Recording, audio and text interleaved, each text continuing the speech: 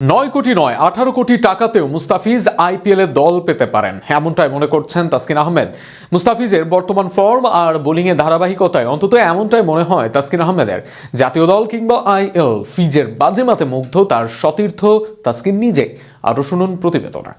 2015-16 সালের পর আবারও নিজের সেরা ছন্দে মুস্তাফিজুর রহমান, আর তার মূল্যও পাচ্ছেন তিনি। আইএল টি-20তে করেছেন বাজিমাত, রংপুরের হয়ে খেলেছেন সরাসরি চুক্তিতে।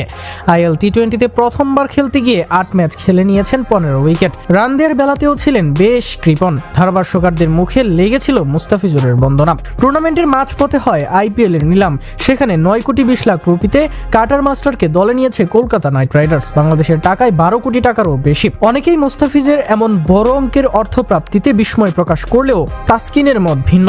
আইপিএল নিলামে মুস্তাফিজের চড়া দামে বিক্রি হওয়া প্রসঙ্গে তিনি বলেন, মুস্তাফিজ বিশ্ব ক্রিকেটে প্রমাণিত একজন ক্রিকেটার। ও যদি 9 কোটির জায়গায় 18 কোটিতে বিক্রি হতো সেটাও অবাক হবার কিছুই থাকতো না, কারণ ও এটা পাওয়ার যোগ্য।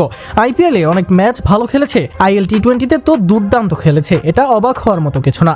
আইএল টি-20তে নিজের পারফরমেন্স নিয়ে তাসকিন বলেন, ভালো খেলার কোনো শেষ নেই, তবে যা হয়েছে আলহামদুলিল্লাহ। প্রথমবারের মতো আইএল টি-20 খেললাম, আমরা 3 জন বাংলাদেশে ছিলাম।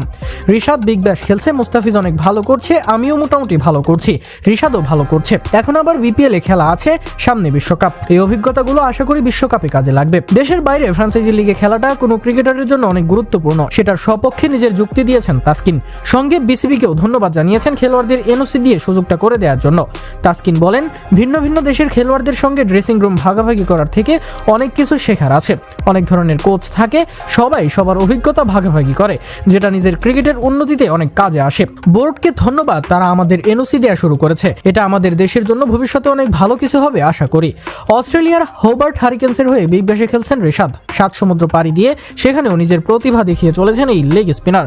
সেই প্রসঙ্গে কথা বলতে গিয়েও উচ্ছ্বাস প্রকাশ করেন তাসকিন। তিনি বলেন, রিশাদের গুগলিটা ভালো হচ্ছে, শুরুর দিকে ওর গুগলিটা অত ভালো ছিল না। অস্ট্রেলিয়ার কন্ডিশনে ওর বল ঘুরছে, এটা খুবই ইতিবাচক একটা দিক।